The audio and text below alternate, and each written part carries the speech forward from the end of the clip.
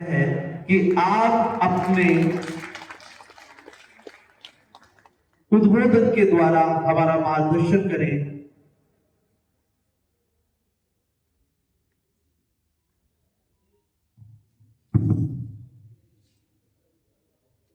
मनसुख रंधवा स्मृति वाटिका के इस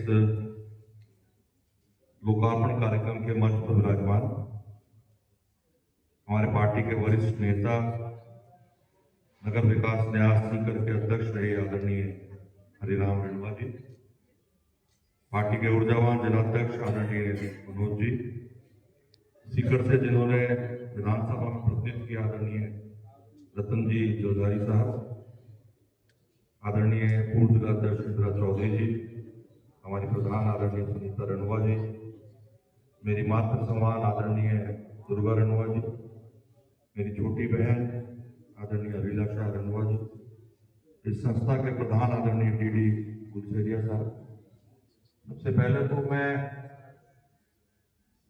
विशेष रूप से मेरी मातृतुल्य आदरणीय दुर्गा जी को और मेरी छोटी बहन आदरणीय अभिलाषा जी को धन्यवाद और साधुवाद देना चाहूंगा, क्योंकि प्रकृति के संरक्षण में एक महत्वपूर्ण भूमिका आप परिवार के नाते इस पुनीत कार्य में जो कार्य कर रही हैं, उसके लिए मैं बहुत सारा धन्यवाद और साधुवाद आप दोनों और पूरे परिवार को देना चाहूंगा। साथ ही साथ आज श्रद्धेय मनसुख रंधवा जी की 14वीं पुण्यतिथि है।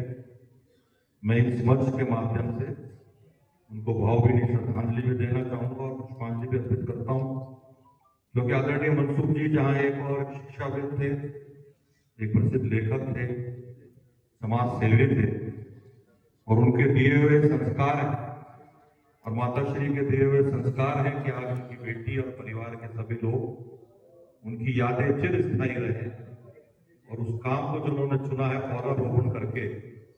मेरा ये मानना है कि भले ही आज मनसुख जी को गए हुए 14 वर्ष हो गए, लेकिन प्रत्येक पौधे में जो परिवार ने लगाए हैं, जो वाटिका आपने अलग अलग क्षेत्रों में उनके नाम से बनाई है पौधारोपण करके, और उस पौधे के संरक्षण में महत्वपूर्ण भूमिका अदा करी है, तो मेरा ये मानना है कि आज मनसुख भाई ईश्वर के श्री चरणों में है, लेकिन प्रत्येक पौधे के रूप में हम सबको निहार रहे हैं आदरणीय हमारे ऐसे मनसुख भाई। इस नाते में परिवार मेरी ओर से हार्दिक बधाई और शुभकामनाएं देना चाहूंगा।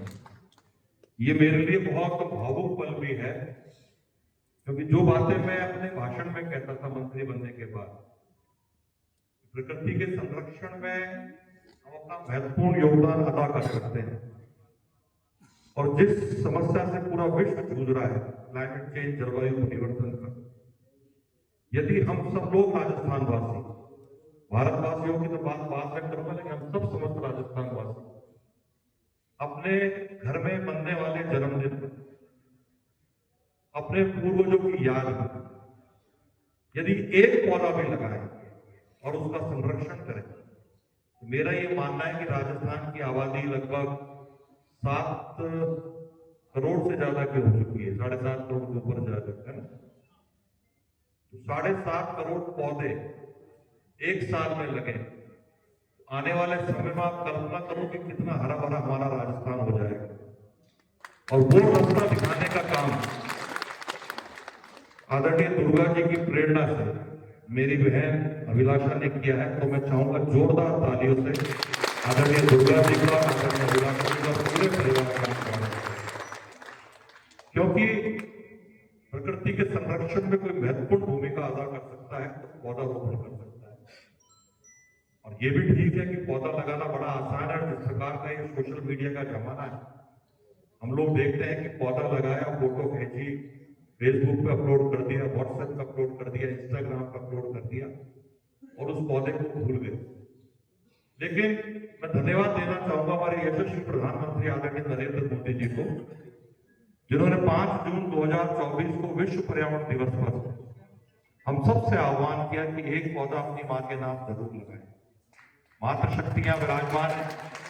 मेरा ये मानना है कि निश्चित रूप से प्रधानमंत्री जी के मन में ये भाव रहा होगा, क्योंकि जिस प्रकार से एक मां अपने बेटी का लालन पालन करती है, खुद गीले में रह करके उसको सूखे में सुलाती है, उसको संस्कार देती है, उसको पढ़ाती है, उसको आगे बढ़ाती है।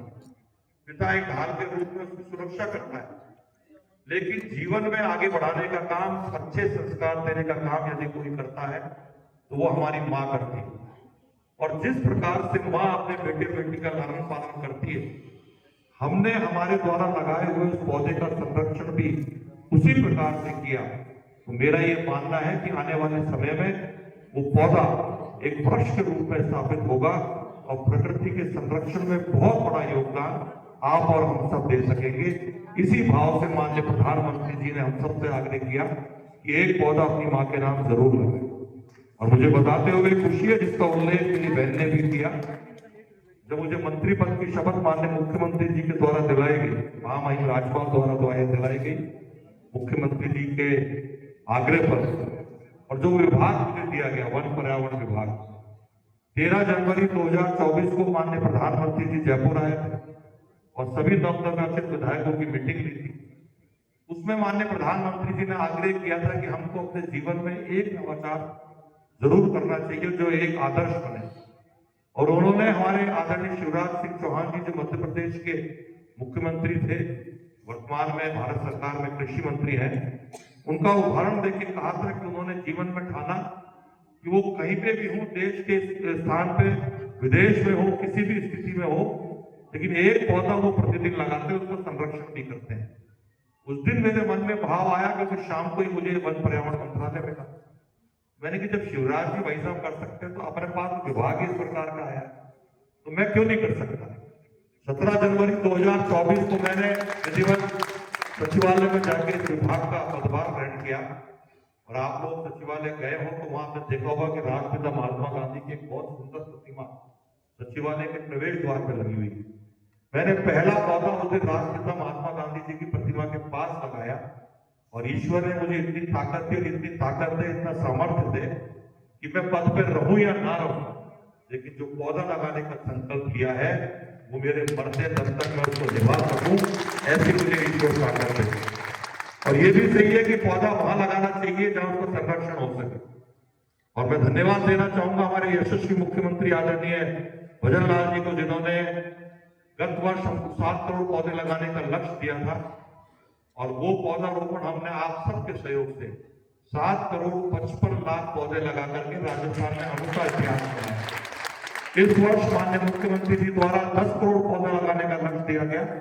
आप सबकी ताकत के बल पर, राजस्थान के प्रत्येक निवासियों के बल पर, हमारे जितने भी सरकारी विभाग हैं उन सबके सहयोग से आज दिनांक तक 11 करोड़ 50 लाख पौधों का रोपण करके with photograph Haryana Rajasthan app पर अपलोड करने का काम किया। तो आपने और हम सब ने किया। प्रकृति के संरक्षण में महत्वपूर्ण भूमिका अदा करने के लिए जब पौधारोपण जरूरी है, वहीं पानी की एक एक बूंद को बचाना बहुत जरूरी है। पानी की कीमत क्या होती है वो मैं जानता हूं कि जिस विधानसभा क्षेत्र से मैं आता हूं, हमारा आंदोलन ही पानी को लेकर के होता है। पानी पहले बहुत अच्छा था, बहुआयात में था, लेकिन उस वक्त हमने पानी की कदर नहीं समझी।